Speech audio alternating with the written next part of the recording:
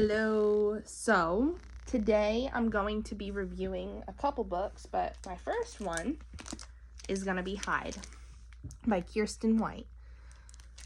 I had super high hopes for this book, and I want to say I don't know if it quite disappointed me because it was a bad book, because I don't think it was a bad book.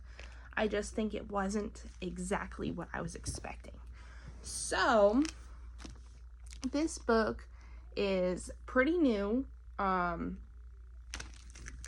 Believe it came out, let me see here. I think it was a 2022 book. Yes. 2022. And my children. And I got a little map in the front, which is pretty cool. It's got a really cool front picture. And so this is a fairly new book. And also it is set fairly new as well. Believe 2023 was when this was supposed to take place. And I'm just going to read you the little insert here. A high-stakes hide-and-seek competition turns deadly in this dark supernatural thriller from New York Times best-selling author Kiersten White. The challenge: spend a week hiding in an abandoned amusement park and don't get caught. The prize: enough money to change everything. So, side note, they're supposed to get $50,000. Even though everyone is desperate to win, to seize a dream future, or to escape a haunting past, Mac is sure she can beat her competitors. All she has to do is hide. Yes, my love. I don't want to come look. I'm doing a book review. Mommy will come look later. Mommy's busy.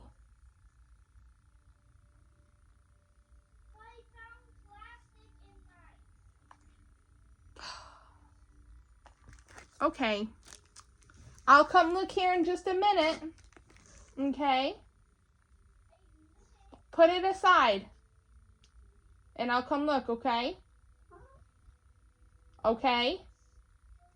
Thank you. Okay. Okay. So,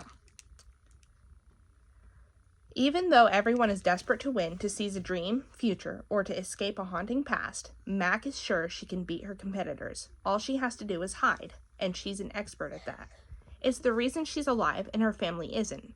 But as the people around her begin disappearing one by one, Mac realizes that this competition is even more sinister than she imagined, and that together might be the only way to survive.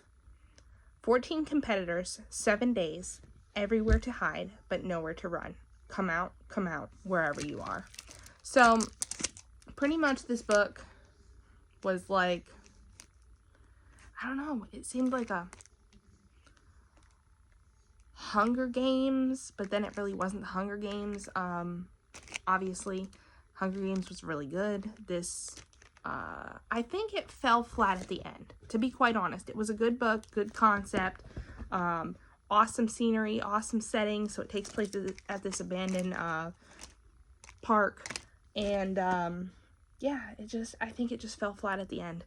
The other thing is that as you can see my other reviews, sometimes I do a lot of children's books like Goosebumps, and sometimes young adult books, and that's usually what I read, is a lot of young adults and stuff. So I didn't see anything wrong with the writing, to be honest. The thing that I definitely didn't like about it was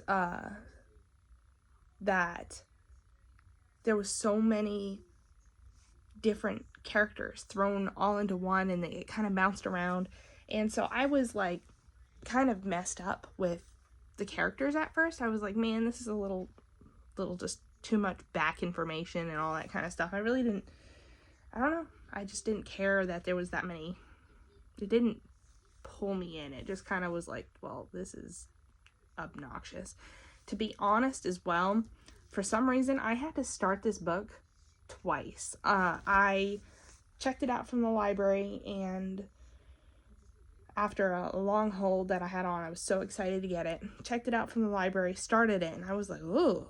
And then I was like, you know what? I really want to know if this book is any good. I'm going to force myself to read it, and I shouldn't have had to do that, but I did. And then the second time I read it, I kind of got into it because I knew what to expect for the first few chapters. So, like, I plowed through the first few chapters, and then I was like, all right, this is kind of good.